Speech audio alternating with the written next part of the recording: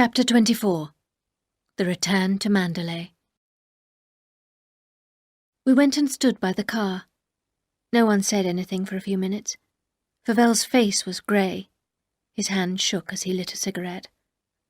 She kept it a secret from everyone, even Danny. It's been a dreadful shock to me, Fauvel said. You're all right, of course, Max.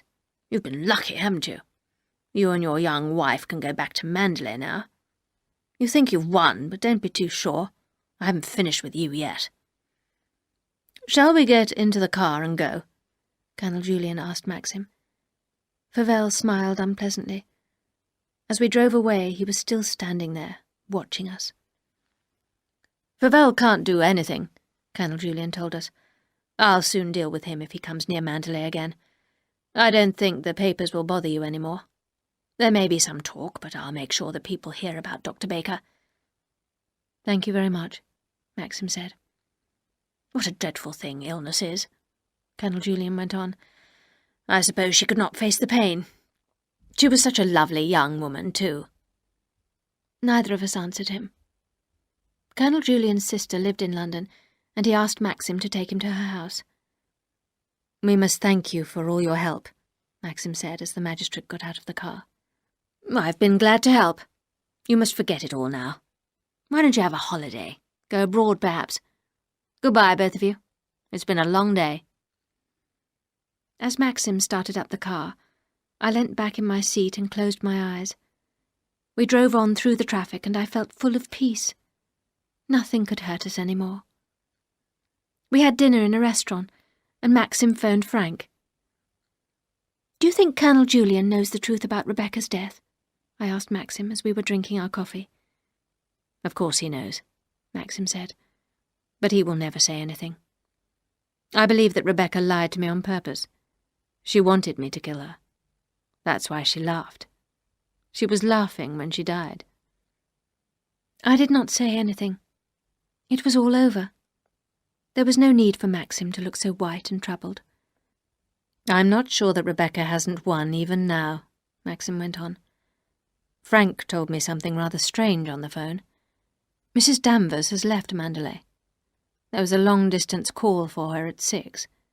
By 7:15, she had gone. "Isn't that a good thing?" I said.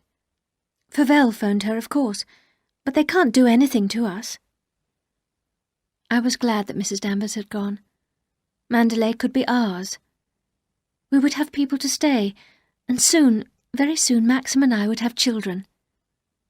"Have you finished your coffee?" Maxim said to me suddenly. "I feel that we must get back to Mandalay as soon as possible. Something's wrong. I know it is." "But you'll be so tired," I said. "No, I shall be all right. We can be at Mandalay by 2 o'clock. We went out to the car and Maxim covered me with a rug. It was dark now and I fell asleep almost at once. I started to dream. I saw the staircase at Mandalay and Mrs. Danvers standing there in her long black dress. Then, in my dream, I was alone in the woods near Mandalay. I wanted to get to the Happy Valley, but I could not find it. The dark trees were all around me. Then I was standing on the terrace. Moonlight shone on the windows. The gardens had gone, and the dark woods came up to the walls of the house. I woke up suddenly. "You've slept for 2 hours," Maxim told me. "It's 2:15. We shall be home by 3. The early morning was very cold. The sky was dark now, and there were no stars.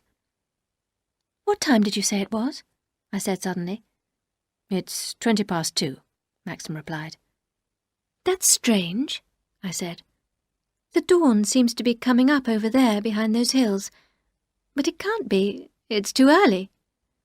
"It's the wrong direction, too," Maxim said. "You're looking west." I went on watching the sky. It was still getting lighter. A blood-red light was spreading across the sky. Maxim began to drive faster, much faster. "That's not the dawn," he said. "That's Mandalay." We reached the top of the hill. The road to Mandalay lay before us. There was no moon, and the sky above our heads was black. But the sky in front of us was full of dreadful light. And the light was red, red like blood. The wind blew towards us from the sea. The wind smelt of smoke, and it was grey with ashes. They were the ashes of Mandalay.